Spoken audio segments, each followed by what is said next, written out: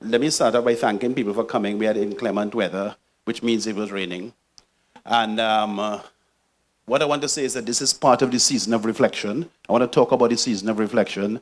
And we have an extended discourse this evening on that season of reflection, on the meaning of our democracy, on the meaning of our republicanism. Republicanism is not about the Queen, it is about us.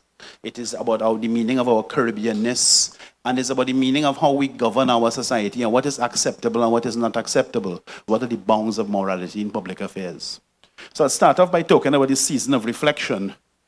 And I'll start off by saying that that's a concept that I have been wrestling with for some time, because in fact every year there's a 2-month period when I take a season of reflection and I try to go deep in my work. And the start of the season of reflection is emancipation on the 1st of August, which we celebrate. Trinidad and Tobago was the first country in the world to celebrate the emancipation of African people from slavery, chattel slavery. And emancipation is really the start of the journey to where we are now, okay? And of course, that's on the 1st of August. On the 31st of August, we have independence, which is when we became partially liberated from the crown. And of course, yesterday was the 24th of September, and yesterday was Republic Day. And that, of course, marks the closing of the relationship with the crown, in which we start to have a relationship with each other. And we no longer have a royal family. And we no longer have those concepts as live things.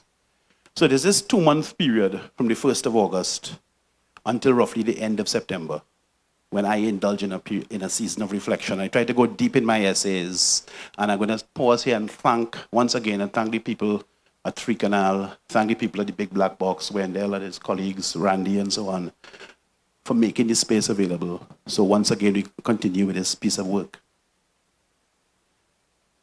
And we think about the state of the world, and the news cycle we have.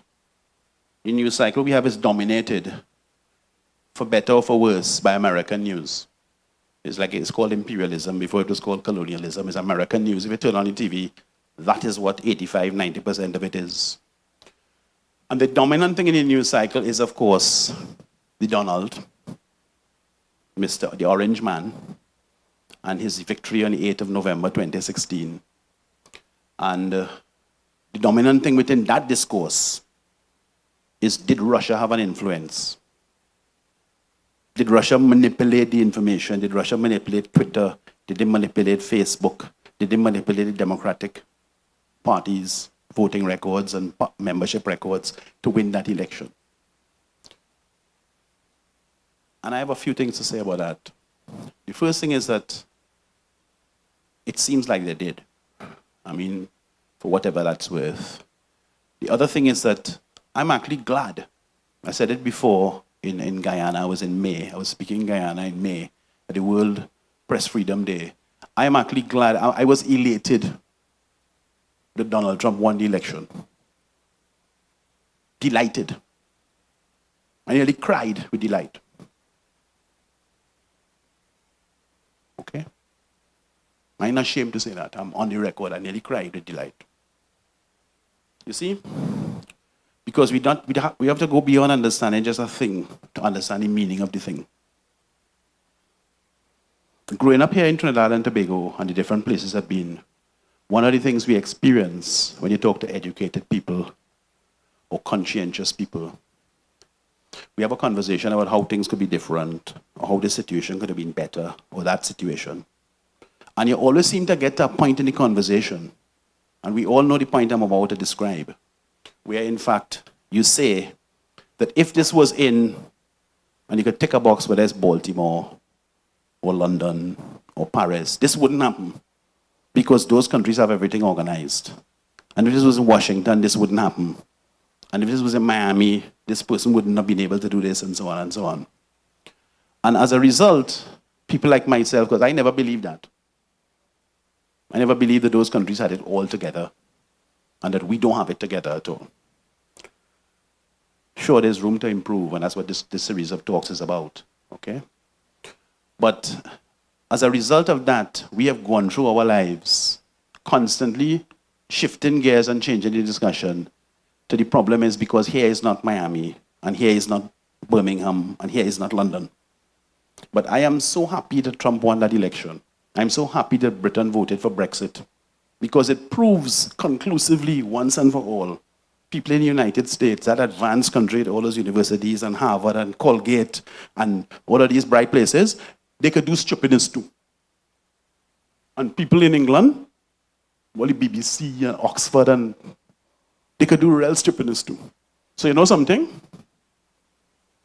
Maybe this is like a liberated moment for us. And we could stand up straight for once, Corey, take the monkey off our back, throw the monkey off in the bamboo, and walk straight, look the problem in the eye, and deal with it. So I am very, very happy that Donald Trump won the election. And in fact, everything that he does, every outrageous thing he does, every piece of stupidness he talk that gets repeated on the news cycle on Twitter or Facebook or so, I'll be delighted. I'll be like, yes, because we have a 9-day memory. So we want to forget the 8th of November, 2016. Every morning, I want him to give them 6 of them before breakfast. Let them understand America could do stupidness too. And stop this stupidness that it's a superior place and we are an inferior place. Let us get our act together. Let's get our business done first. That's my first thing about that election. And then, of course, you have the question about what does that disclose about our movement? Because we operating, whether we know it or not, we operating within the bonds of something that some of us recognize and we talk about it, called Pan-Africanism. We're operating within the bonds of that. But like every other ideology, whether it's Catholicism or Buddhism or Pan-Africanism or communism, they have boundaries. It's not universal. People who are trying to proselytize will tell you that this is universal and God's truth is thing and Allah's truth is thing. It's not universal. So Pan-Africanism has bonds. We all have people we love and care for in America and in England. And we don't want anything wicked to happen to them. Because, I mean, Trump is up there and England has their problem with their racism and so. But you know something? Their reality is not our reality. Our reality as black people in the Caribbean is not the reality of black people in America. That's why I was never part of the crowd cheerleading for Obama and Michelle and the two beautiful children. And I was never part of that thing. That's something in Essence magazine or something. That's not for me. It was never part of it. We have to recognize the boundaries and our own thing. And our own limits are being defined now in terms of what is happening in the society. For example, as I said earlier on when I was introducing the Trump piece of the talk, one of the big issues is whether Russia interfered in the American election. Did Russia interfere? Was Putin interfering in it? Did Trump have a deal with Putin?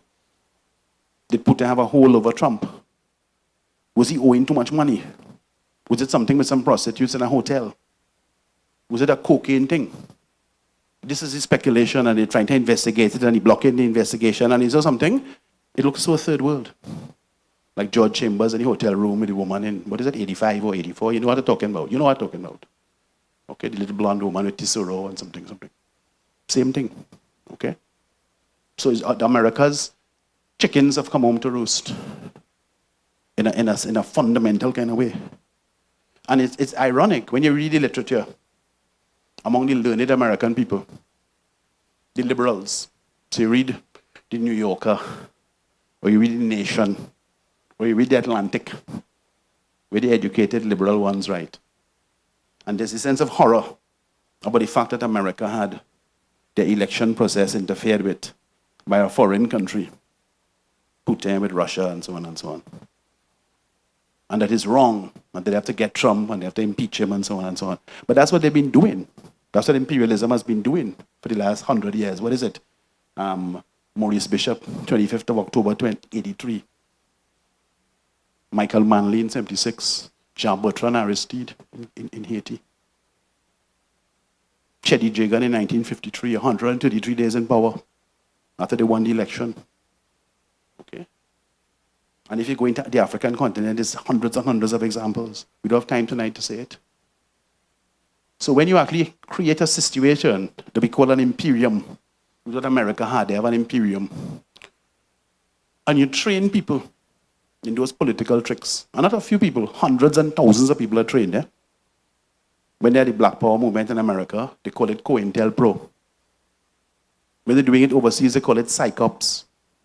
And you train hundreds of people how to bend the news, how to bend the truth, how to discredit somebody, how to promote the wrong person, how to mash up a trade union movement, how to stage a coup, how to fix an electoral list.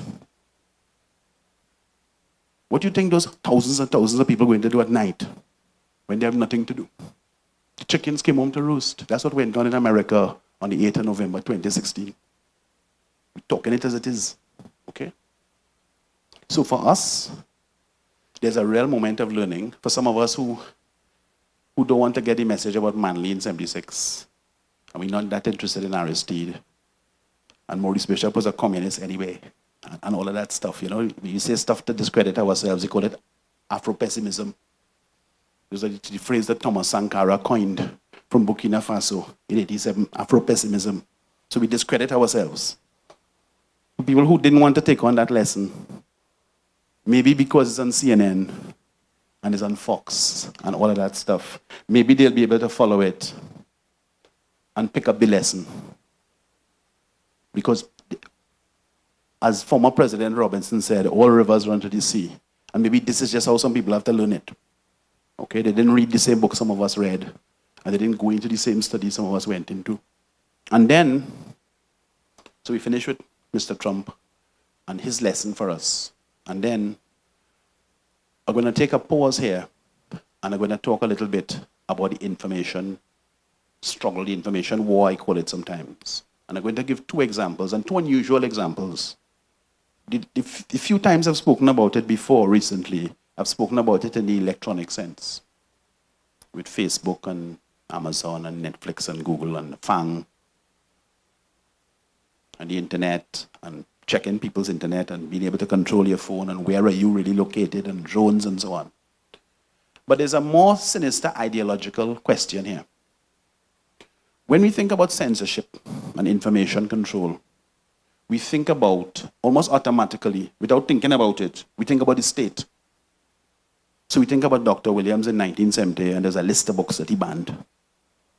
And we think about books that might be banned now. And we think about things like that. So the state may ban a movie or make a particular movie 18 years and over and so on and so on.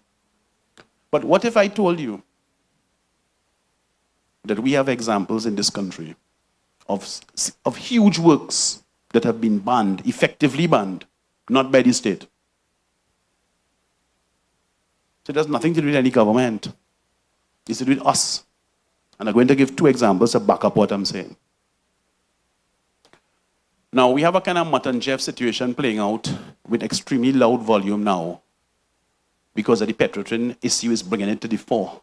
The whole question of the labor union versus the people who think that the labor union were getting too much wages for their people and the refinery is actually costing the country too much money and so on. So we have a kind of a cat and mouse game between the trade union and the capitalist forces who want to do a certain set of things with the refinery. And if you listen to the capitalists, they would tell you that we, the capitalists, are the responsible ones who build this country. We're trying to control the trade unions because the trade unions are the irresponsible ones who, in fact, if you give them their way, they will ruin this country. And we are the voice of responsibility. And you can flip the script. And the trade unionists will say the same thing in response to the capitalists. I have two examples to back up what I'm saying. The first example I want to give is about the OWTU. So I'm going to say it like it is, as usual. So the first post-independence history of this country was written by Afra, and it was published in 87. And it's a book almost nobody has heard about. And the title of the book is For Bread, Justice, and Freedom. It's a political biography of George Weeks from 1962 to 1987. It's a superb piece of work. It was edited and published by John LaRose, which is New Beacon Books in London. I don't have my copy to show you all. I have another one to show you all. And what is super about Bread, Justice, and Freedom is not just the meticulous documentation of every day, what happened, when it happened, how it happened, what location they were at, who the police arrested, who was killed, everything. Because it's really focused a lot on the Black Power period. So you don't just have the meticulous documentation of a careful scholar and a good editor. You also have the fact that Cambon was a participant. He was one of the people they held. He was one of the people on Nelson Island. He was one of the people that had run from the police. And Afra Cambon got it together with John LaRose, and wrote that book. And everybody who's interested in our country, or the Caribbean for that matter, should get a copy of that book. It's one of the best 10 books I ever read. And I'm a very hard judge of books. For Bread, Justice, and Freedom, a political biography of George Weeks, 1962 to 1987. Why does nobody know about the book? I'll tell you why. The book was published in 1987, and it's important to do a timeline. Eh? Now, to some of you youngsters in the audience, 87 is like real old-fashioned thing. What are you talking about? Let me give you all the context. NAR won the election on the 15th of December of 1986. They vote them out, and all them kaiso and thing.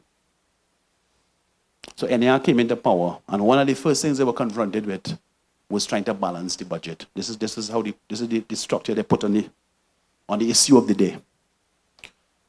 And they proposed balancing the budget by cutting civil service wages, COLA, and different things like that.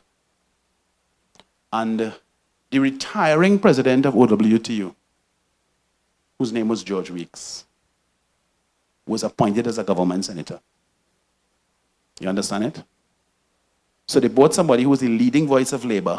Robinson was able to recruit somebody who was the leading voice of labor into the benches of the Senate to support what NAR was trying to do, which is what IMF wanted the country to do. And it caused a huge split in the labor movement. Tension, argument, pressure. Because this man just retired with full honors as head of OWTU, and he's now gone into the government to support this cut of the working class, and so on and so on. And the book was launched in Trinidad in 87. Cambon was there. John LaRose was there. It's important to walk through this slowly and see it.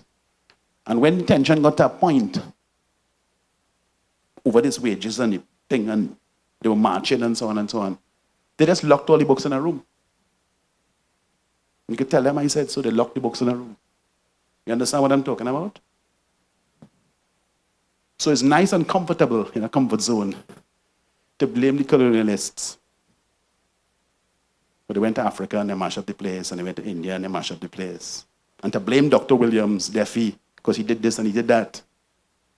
But what about us? We have any responsibility in this? Because we're trying to have a Republican conversation about the real meaning of citizenship and adulthood and maturity and so on. So you had this split with Weeks, and you buried the book. They locked all the books in rooms down in San Fernando. And it's only about 3 or 4 years ago, and Cambon told me this himself. It's only about 3 or 4 years ago that that book became available. And he had to move tactical in a certain series of things at UE to force the book into the sunlight.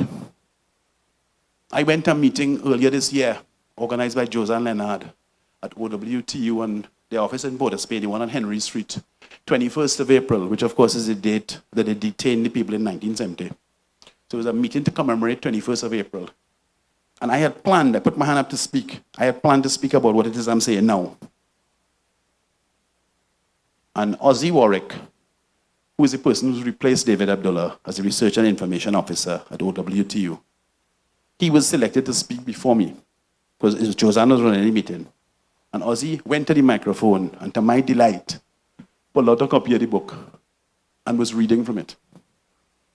So Ozzy basically, without saying it in so many words, acknowledged that the book was of tremendous importance.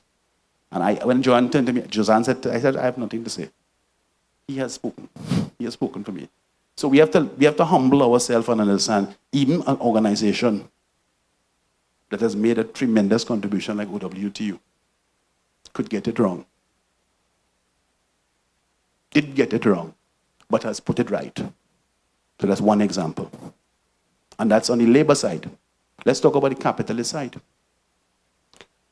So the book in my left hand is this book, which again, almost nobody has seen. We'll talk about the story about this book, how this book was suppressed. Okay?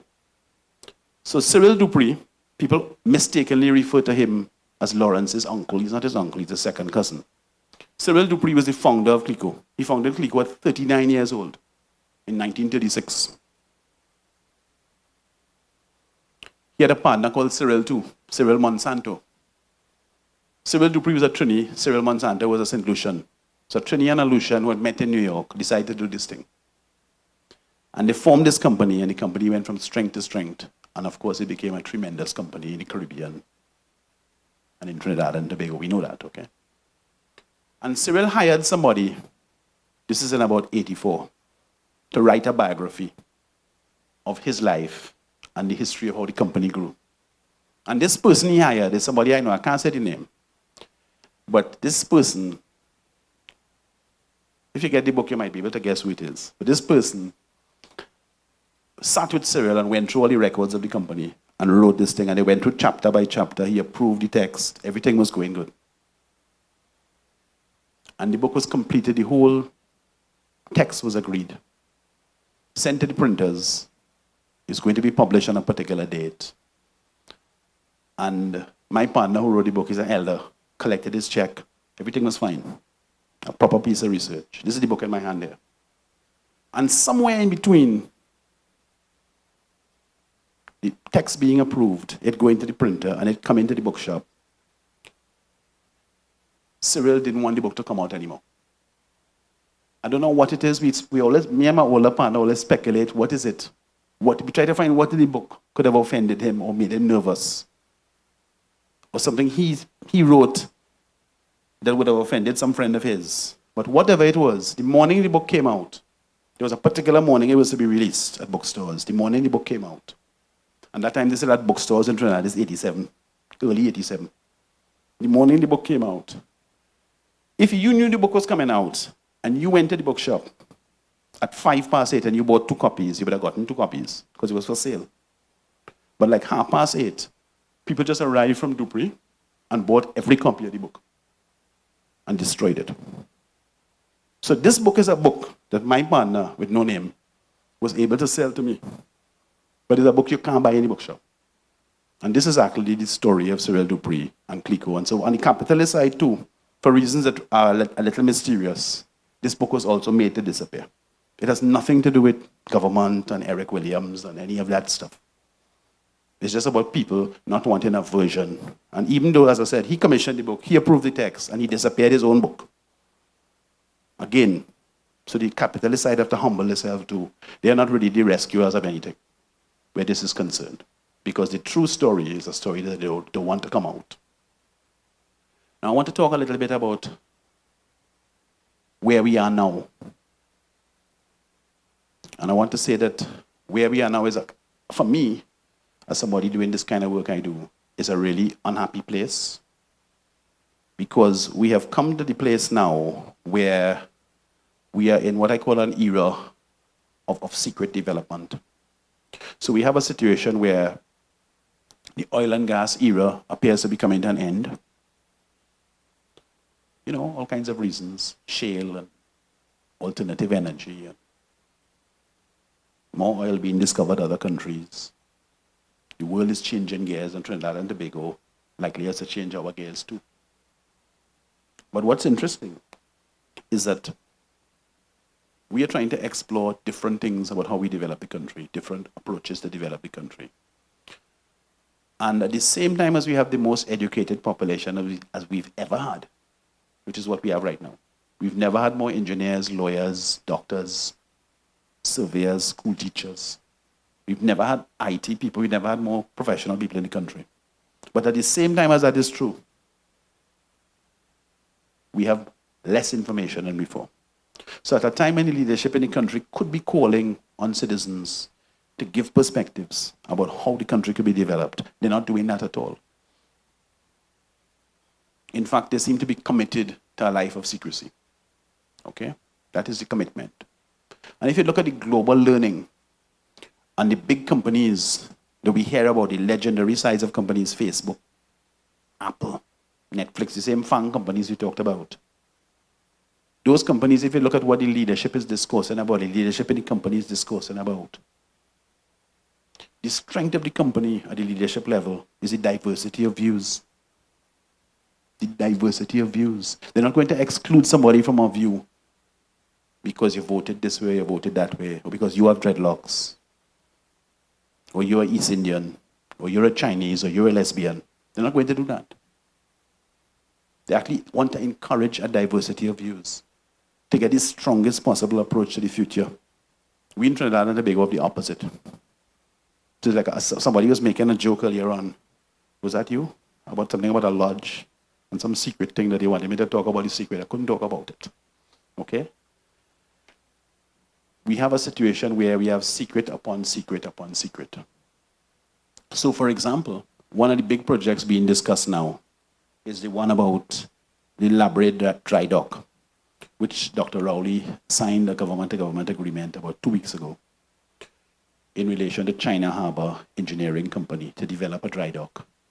Now the project is immense. It's 892 acres of land. The savannah is 200 acres. It's an immense complex. And at the most basic level, there's confusion. So you're telling us it's being described as an investment. This is a big investment for the country. But in fact, is it an investment? We have to borrow money. We are borrowing money to build a project. How much money are we borrowing? Does anybody know? What is the rate of interest? Is it a fixed rate of interest? Is it a variable rate of interest? How long do we have to repay the money? What is the, in terms of the project analysis, what is the internal rate of return? The net present value, all these sorts of concepts. We don't have any information. What we do know, and I have to say it's not giving me any comfort. What we do know is that it's being done by China Harbour Engineering, because under the Chinese pattern of development, there's no tendering. It's what they call a sole selective, a sole source project. So there was no tendering. There's a non-competitive situation for the biggest project in the country. If that sounds familiar, it's because it is. Okay? It's the same thing over and over and over, like an echo. All right? If you have a Chinese company building a project on that scale, 892 acres, how many of us are going to be working on it? People looking like us. You understand what I'm saying? The country has high unemployment. How many Trinidadians and Tobagonians are going to be working as welders or plumbers or tile layers or bricklayers or roof people and so on?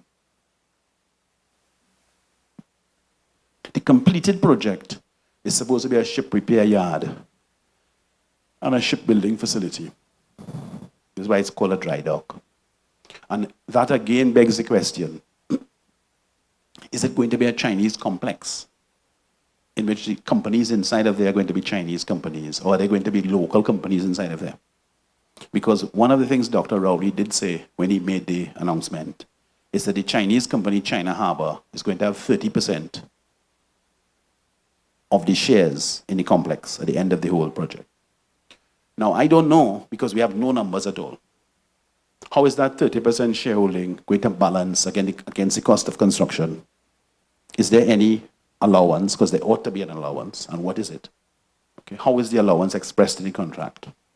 And I don't know also whether the other 70% is going to be held by the state or sold to the citizens, like in NIF or CIF or those other instruments. Okay? We don't know how that is going to work. What we do know is that we have a large project that was conceived originally by local people. I could speak about that without fear of contradiction. I was involved in an earlier concept for that project 15 years ago, myself personally. And our project wasn't able to proceed for all kinds of reasons. Okay, there were other local business people involved in a project for that same piece of land, local business people. And their project wasn't able to succeed. But, as I said, 2 legs good and 4 legs bad, you see. So the Chinese project was able to succeed. You know how they say it? They see their way, you know. A for apple, B for butter, and C for the self.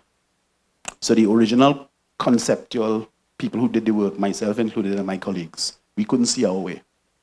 But other people have just arrived and they have seen their way. So we have to be alert about it.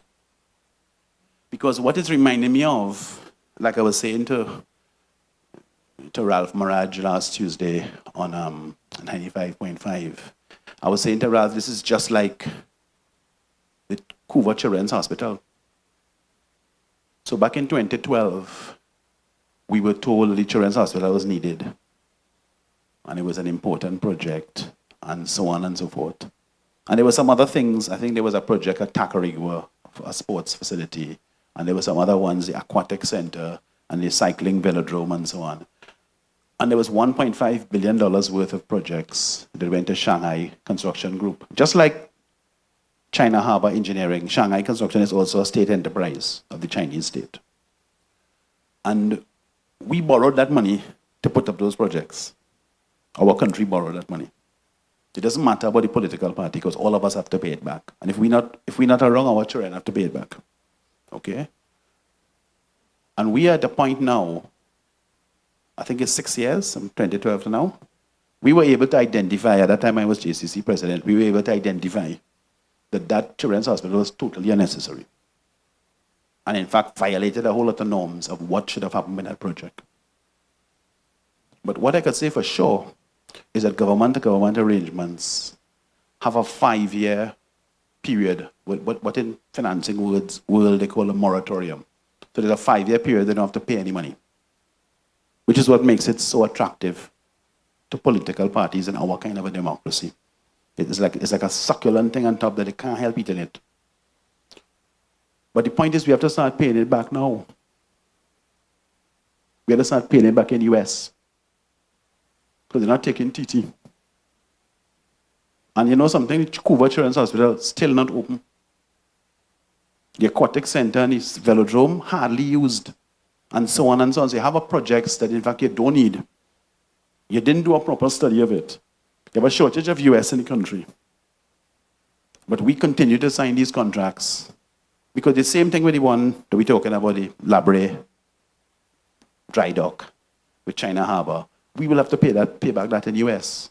Is there a business case to say that we will actually be making enough money to pay it back? Because you see, we have examples going on around the world, what we call the global south. Whether it's Sri Lanka or Guinea or Uganda or, well, not Guyana, we have it in Jamaica, Bangladesh and so on, where that same company, China Harbor, operating under the same kind of agreement from the Chinese government with a loan that is too good to be true, because it probably is, to put up a project that people don't really need. You must take a little time and read about some of these projects. They're really ridiculous. Eh? And if you find yourself laughing too much at the idea that people in Bangladesh could have thought they needed a port that was that big, or an airport that was this big, it's just like us. It's stupidness because we don't have any information about these projects. Okay? And that pattern of development is spreading through the country. So we have that happening at Invaders Bay, because in Invaders Bay we made a big protest when the People's Partnership was there. Dr. Tiwari was there. They were trying to put up a project. They were in breach of the law. We challenged them. They said they weren't in breach of the law. We won the case twice. Tiwari would never reveal the legal opinions, because the legal opinions basically showed that what he was saying was false. Okay? I could tell you that without fear of contradiction. And we have a new government, the People's National Movement, that in fact, on the 27th of July, which was a Friday, published something called an Expressions of Interest for the development of Invaders Bay. And they published it in accordance with something called a conceptual development plan. So the word that they used was a conceptual development plan. The development should take place in accordance with a conceptual development plan. I asked them for the plan. I asked the CEO of UDICOT for the plan. And he agreed to give it to me on a particular date. He said to me, yes, of course, I can send it for you. You'll get it on the 2nd of August. That was the day after emancipation, the Thursday. Well, the whole day passed. I didn't hear anything from him. And about 5 o'clock, he called up. And as I say in Trinidad, there's only prayers. Boy, I can't give you that thing, you know, because this and that. And it started to sound like Tiwari. And I say you're sounding like Tiwari. It's like an echo. So you're doing a whole huge thing, but you can't tell me what you're doing. And what is taking place, coming down to the question where we started off, Camille, about morality in public affairs, what is taking place is this. We have public land, valuable public land, where there's a land in Labre, or the land that invaders pay. We have valuable public land being developed with huge amounts of public money, supposedly for the benefit of the public. But when you ask for the details, they can't tell you that because it's a private contract. You see? And as far as I'm concerned, that is fundamentally immoral and unethical. I'm not making any allegation about Rowley take any money and Faris have any money in any bank account. That is normally the page that I'm on, as somebody involved in procurement and against white-collar crime and so on. I'm making another charge coming out under the Constitution in terms of how we should be behaving as a republic. And I am saying that that pattern of governance is unacceptable in 2018.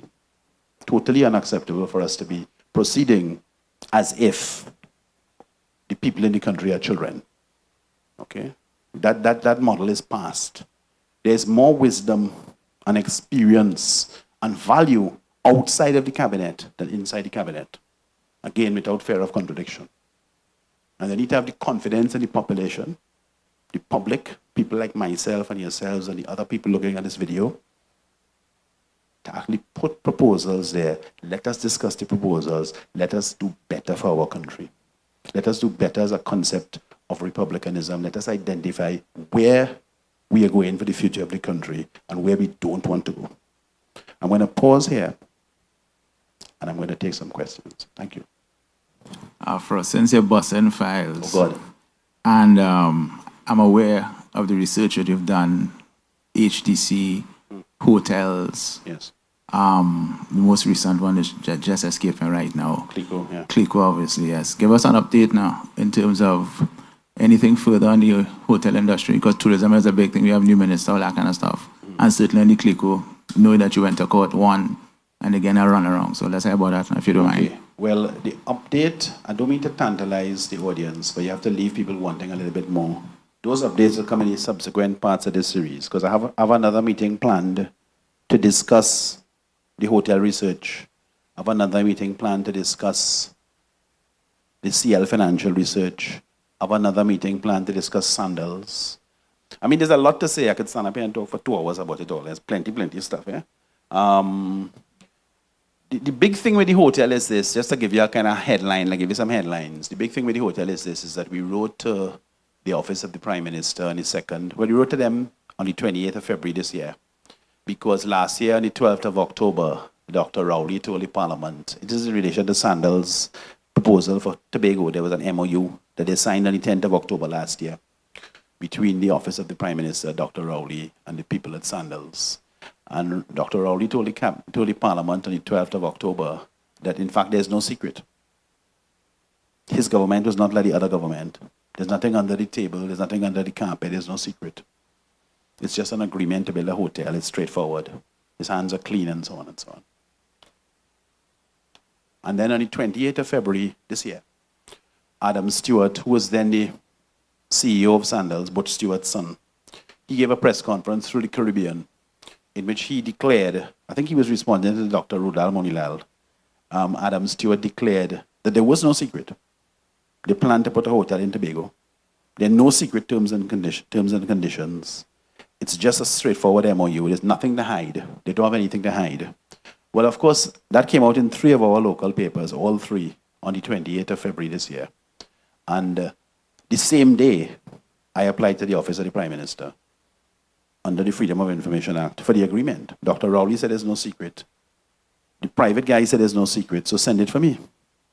And of course, the head of the civil service, who's the PS in the office of the Prime Minister, he responded and said that in fact there's a confidentiality clause. So this is what I'm talking about. Public land being developed with public money, supposedly for the benefit of the public. But when you ask for the details, you can't get that because it's private. So you have to eat your biscuit and stay quiet. So in fact, on the 2nd of August this year, I applied through my attorneys under the Freedom of Information Act. We could take them to court. We gave them until the 31st of August to respond. Normally you give them 2 weeks, we give them 4 weeks to respond.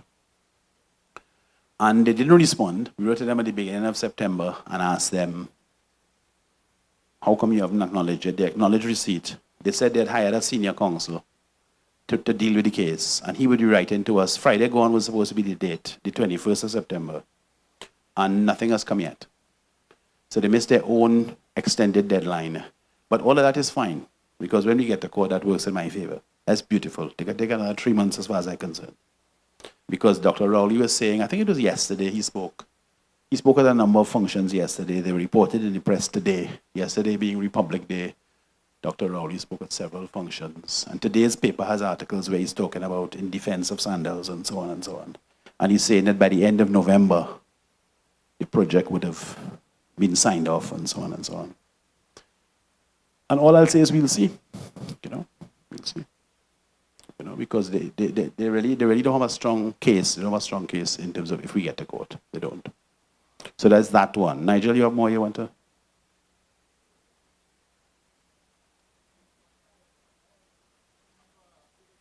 Oh gosh. That's a good question. Go on. Well, yeah, that is something where UDCOT had issued an RFP, solo, back in, I think it was the 14th of June of 2016, they issued an RFP inviting proposals to redevelop it as a good quality of business hotel, yeah? And I know from people in UDCOT that they had received 5 or 6 proposals from international hotels to put down a complex there. So it was not just the Ministry of Agriculture island site. There actually is some land that is north of that, which is where they were proposing to put in New Sinclair Police Station. And they sort of gave back that land to UDCOT. And they put that land into the site. And in fact, that's why the Sinclair Police Station has moved to behind QRC grounds where the Ministry of Education used to be. So the Sinclair Police Station moved there to give them the land at the other end. I don't know where the assessment of the proposals got to, but what I see happening now, and I don't think they've selected anybody, because what you got to remember, it doesn't matter who you have in power, is a boastful bunch of leaders. Eh? And if they had selected, let's make an example, if they had selected 4 Seasons, they would have made a big thing about it. 4 Seasons come in and it's 400 rooms, and they would have kept a whole big parish and marish about it. They didn't. So whatever happened, I don't know. Because I'm not that close to the people in UDCOT. I'm close, but I'm not that close. When you're passing there now, though, for the last 2 months, what you see is you see some signs from NH, from my erstwhile friend, Emil Elias. And NH have some big signs on it now. And they appear to be doing some works. First of all, it looked like refurbishment. And then they're actually adding some extensions to the front of the buildings. So I'm not sure whether someone has been selected and they're doing something, but I don't think so. Because the way the game is played here, if something was selected and a big project had been signed, they would have made a whole meal of it. And that is not what happened. So I don't know the answer. I should try and find out, but my hands are real full, so I'm not, somebody else will have to run down that information. The procurement legislation has been, well, partially proclaimed. Yes, partially. Can you give us an update on what's happening with the procurement legislation? Sure. And also, very important to me, the whistleblower legislation that has somehow disappeared. Right. The procurement law was passed, and the board was sworn in as one of the last acts by outgoing President Kamona back in February this year.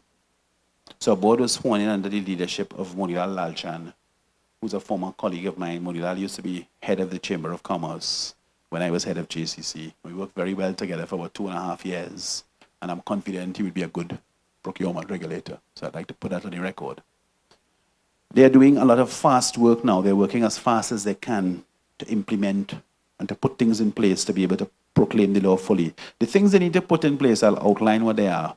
They need to get regulations written, handbooks and guidelines, get regulations, handbooks and guidelines written, and agreed with the parliament. So there's a process they go through to get parliamentary agreement that is called negative approval, okay? They also need to get offices. They've gotten offices now. They need to hire professional staff. They've been doing that. So they have advertisements. I mean, there's people being interviewed now for 3 or 4 top executive jobs there, okay? And they need to put things in place. The final keystone in the whole thing is to continue training for the people they're going to be interacting with. And this week, today is Tuesday night, but I happen to know that Wednesday, Thursday, and Friday, all day, for 3 days this week, they have workshops for 6 workshops taking place, 6 half-day workshops taking place for different types of participants within the public procurement and disposal of public property system. It's on their website, is oprtt.org is the website. So all the information is there.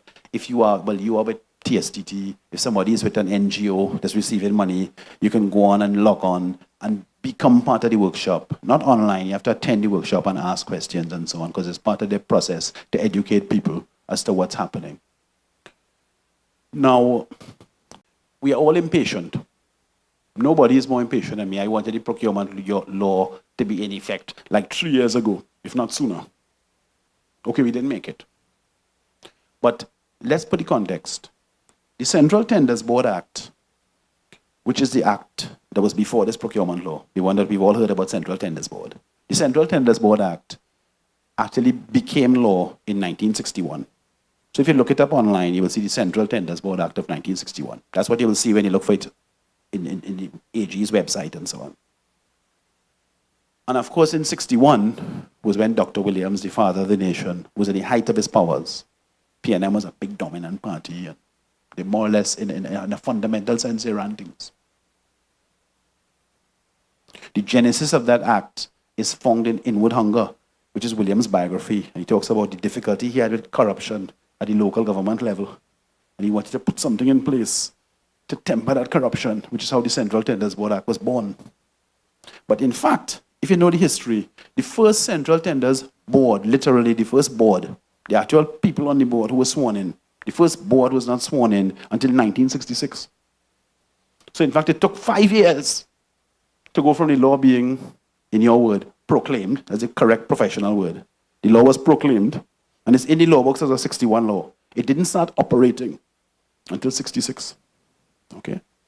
So the point I'm making is that if Lalchan and them, and my colleagues in there, could get this to be working by January of 2019, which will be 1 year, I will give them a 21-gun salute. Because the kind of opposition and the kind of people who don't want it to really, really happen, that is really going on. They have a lot of fighting behind the scenes and things that I can't talk about. Eh?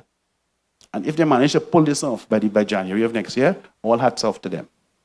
Okay, and there's a serious struggle going on now to make it happen in a proper fashion, in a proper timing. Your question about the whistleblower is a serious one. Eh? Because the whistleblower proposals are it's like one of those popular words like campaign finance or procurement and all that kind of stuff.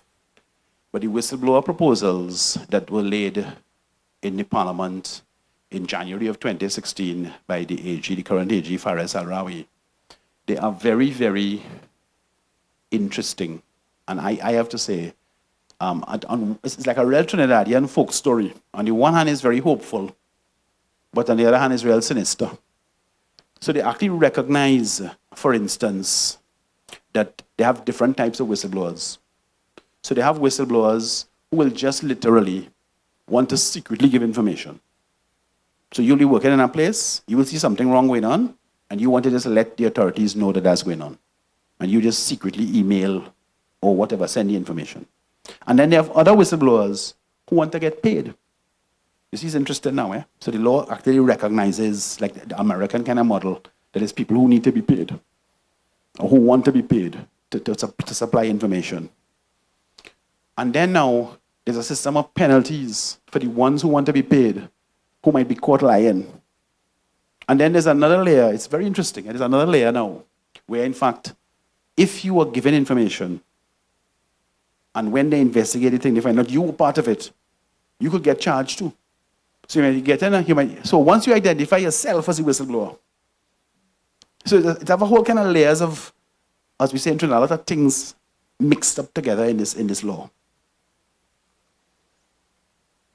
I believe the law needs to be rewritten, really seriously. I think whistleblowing is a very important part of this work. Whistleblowing provisions exist, Adrian, in the procurement law, okay, as they must. Because when you're talking about anti-corruption work and to eliminate fraud in organizations, and you talk about the methods of eliminating fraud, the methods of identifying it and eliminating it, the most effective method on the planet is whistleblowing. You would know that as an internal auditor. It is 2 times more effective than any other method. Auditors, not as good as whistleblowers. All computer thing, not as good as whistleblowers. Because the moral of the story is this. You might be head of a division somewhere in a ministry, and you might be a contractor who's corrupt, trying to get your way with him. And the two of you could have something going on, where you give him something, and he will give you these contracts. And do you know that the way the world is organized now, it is impossible for two people in that context of large-scale corruption. We're talking about grand corruption. We're not talking about somebody licensing, taking $200 to look the other way. We're talking about a contract that's 20 million, 10 million, 15 million. Those grand corruption is impossible for the two of you to have an arrangement that other people don't know about.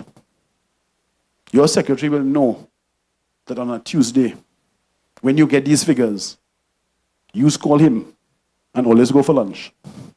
She will know. You don't even have to tell her anything. She will know, right, you're going for lunch now. He's not coming back till 3 o'clock. Because it's human beings. They're not stupid. Don't think people are stupid. Some people might think you're stupid, you're not stupid. And the people that you think stupid, they're not stupid. And the whistleblowing generates on that principle. So it's really important that we get it right. I think the law that is there needs to be rewritten, because we need to recognize the question of pardon. So somebody is actually going to be confessing their role in a criminal operation. And you can't be charging that person. If you're charging that person, you're destroying the motivation. Although there have a lot of backbiting thing here, so you might be part of something with us, and you will make a report because we didn't give you something that you were supposed to get and send all of us down. But we need to have a way to come around that circle and deal with it. Where it is now caught up in somewhere in that mysterious place where things are under consideration. You know, it's not as advanced as the procurement law, and it needs to come out of there, but it needs to be revised before it comes out. Yeah. Is there still a role for private sector Afra to put pressure on the authorities to ensure that the legislation is passed? It's a real pregnant question, boy. That would be so if there were private sector organizations that were committed to that kind of thing. As you know, since my departure and other things like that, JCC has gone completely silent. I really don't remember the last time I heard anything from them. I can tell you without fear of contradiction that the last thing they had on their website was the 15th of November of 2016, which is nearly 2 years. Okay? So either an organization tackling issues was a husk, but they're not doing anything as far as work is concerned and an output of work. You hear precious little from the other organizations. I would like to hear more from Transparency.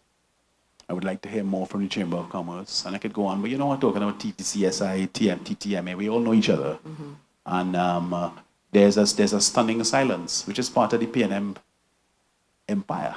You know, so it suits some of us to be lazy and to say, well, it's all the same and all the parties are the same. All the parties are not the same. When PNM is in power, there's a peculiar quality of silence. And that's what we're going through now. We're suffering through it, you know. And that's what it is, you know. They have a particular grip on things. And here we are, you know. So that's my answer. It's not an answer that's clear-cut, but that's how I see it. It is what it is, yes. That's how I see it. You know, I mean, some of them will be looking at this and good, look at it. And if I'm wrong, prove me wrong. Look at it. Whoever is in the chamber, what is his name? Gabriel and all these people. You know? Yeah. So let them put it right. Make a statement. Talk about things. Are you concerned about the library dried up or not? You think it's fine for us to use our precious foreign reserves to borrow money? Heaven knows how much money. Heaven knows the rate of interest. Heaven knows the repayment period. But we're using our foreign exchange to do that in a project where none of us will be employed? That's fine with you? It's not fine with me. Okay? Let's put the point. And that's what this work is about, you know? No disrespect intended, but you have to do your job. I did my job. You do your job. I've been here more recently, and I wasn't aware that we don't, that we have sold our pitch league. Yes, I'll tell you about that, yeah. So I want a little bit more information about that, if you don't mind. Yeah. Sure, I'll talk about it. Yeah. So there's a kind of a way that things are being wrapped right now. Because of the force we developed around the Freedom of Information Act and the effectiveness of the litigation, They have developed new techniques to deal with us. So, on the 30th of May of 2013, the government at the time in Crown Plaza Hotel down here signed an agreement between Lake Asphalt, which is a state enterprise, and a state enterprise from China, something called a Memorandum of Agreement, to do with the exploitation of the Pitch Lake. And that Memorandum of Agreement was signed together with a confidentiality agreement. So they put it in there, you see it? They put it in there to block people like us. Now, I was so absorbed in other things. It was Invaders Bay, it was Clico. I never had time to pursue the thing in court. And it wasn't directly a JCC concern. It was a supplementary concern because, of course, asphalt is a material in the construction industry. But that agreement was signed with a Chinese state enterprise and Lake Asphalt to exploit the Pitch Lake with a confidentiality agreement. I don't know what the terms were. I raised it several times, including with my colleague Victor Hart, who is head of the Extractive Industries Transparency Initiative. And I was making the case to Victor that if you're dealing with extractive industries transparency, the Pitch Lake has to be considered as falling under the ambit as an extractive industry. He took the point, but at that point they had not expanded their scope to there yet. Mrs. Prasad Bissessa made a state visit to China with her colleagues in April of 2014. And one of the objectives Mrs. Prasad Bissessa listed, it was officially, this is an official press release from the Office of the Prime Minister under the leadership of Mrs. Kamla Prasad Bissessa. One of the things she put in writing was that one of the objectives of the visit was to, in fact, increase the rate of extraction of pitch from the Pitch Lake under the same agreement, which had been concealed. So that's about what I could tell you. So it has me concerned, but I have not got the time and the energy and the resources to pursue it as I pursued other things. But I did write about it, and it really is a matter of concern, because I don't know what the answer is. Okay? But this agreement was signed 5 years ago, 30th of May, 2013. And Mrs. Prasad Bissessa went to China and said, we're doing that. We want them to take more pitch. How much they've taken, I don't know. How much we were paid, I don't know. Just like elaborating, we don't know. Children, eat your biscuit and stay quiet. Hush and go to bed. Do you have enough information on Invaders Bay to say that procurement and the like notwithstanding, it would have been good or bad, a good or bad project? We don't know. I'll tell you something. Let me run through it. It's a really interesting question, Salo. There were 3 proposals. I'm talking about the last iteration with Tiwari, okay? Because the current one, I literally don't know what it is. Because they refused to give me the plan. So we're talking about what Dr. Tiwari was doing back at the end of 2011 when he started those proposals. There were three proposals. One was Derek Chin, which was Streets of the World, which is an extension to Movie Town, and is a kind of a, I suppose, a scaled-down Disney World with Carnival as a theme and so on and so on. Then there was one on the western part. Derek Chin's one was on the eastern part of the land, just south of Movie Town. There's another one on the western part of the land, which is a fella called Jerry Joseph. Jerry Joseph is a blonde-haired Syrian who is the cousin of Mona Naus, who's Faris's wife. And their family owns Bluegrass, which is the shop in the malls that sells the jeans and all that, Levi's and all that stuff. Jerry's a former client as well, just like Derek. And Jerry's proposal is to put up apartments, a hotel. Derek's proposal included a hotel, apartments, a hotel, a gas station, a marina, and so on and so on. And those 2 projects, the one that Chin was proposing and the one that Jerry Joseph was proposing, I think they are negative projects because they don't actually earn any foreign exchange. And at this point in the country cycle, we need to have projects that are earning foreign exchange, net earners of foreign exchange. Anything else, and we just going further down in the hole. That's my position. For better or worse, that's my position. There was a 3rd project that we heard about for a tantalizingly short period of time, and this is where it gets interesting. There was a group coming out of Dubai called the M. Falcon Group. And the M. Falcon group had this really interesting proposal. They were going to put down a 4-star hotel, a medical school, and they were going to have medical tourism coming out. They were in partnership with the University of Miami Medical School. I think it was Sheraton or some good quality of American hotel was coming here to build this 4-star hotel. So if you were an American and you had a heart operation coming up and you had health insurance, you could get the operation done in the Caribbean for a fraction of the price under your health insurance to American standards. Your family is staying in the hospital, in the hotel next door to the hospital while you're taking time to recuperate and so on. And it's a net earner of foreign exchange. The guy who's the head of M. Falcon is an Italian guy, married to a friend of mine. We all became friends afterwards. And he wanted to come and see me, because I was against the Invaders Bay thing and so on. So he wanted to come and see me, and I wouldn't see him. Just talking you all through how the real life is. So he called my office to make a meeting. I said, I can't see you. GCC is against this thing, is a wrong principle, and so on and so on. I can't meet with one of the people. That is just going to destroy my credibility. I can't meet you. He wasn't happy, but we left it so.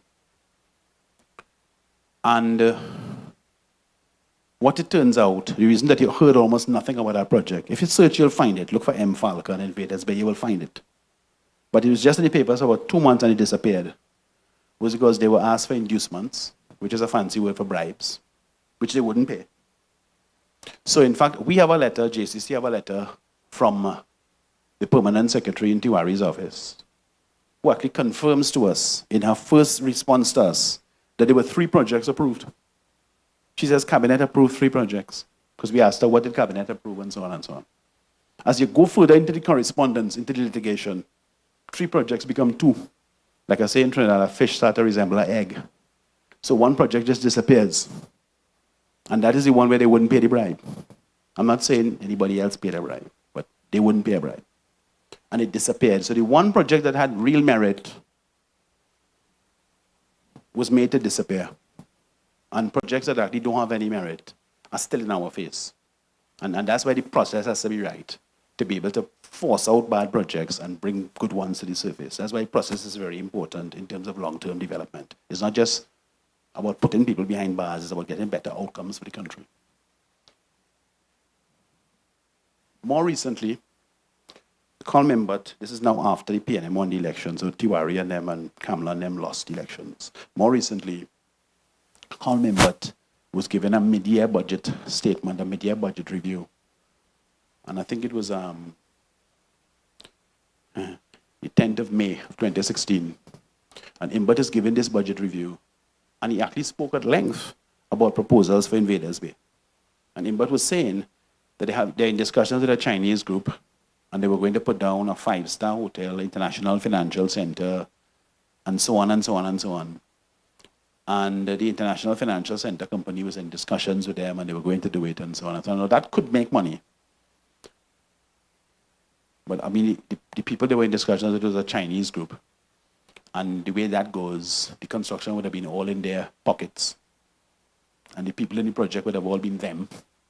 And therefore, you have a difficulty working out where are we going to make the money? Apart from selling juice or sweeping or something like that, how are we actually going to make any money in this? So it's a real question we have to grapple with, because they're coming at us faster and faster with these projects, you know. So it's a good question, Solo, but I don't know all the answers. Okay, so this is going to hurt me more than it's going to hurt you, but that's a wrap. I think we need to say thank you for your attention, your patience, and have a good evening.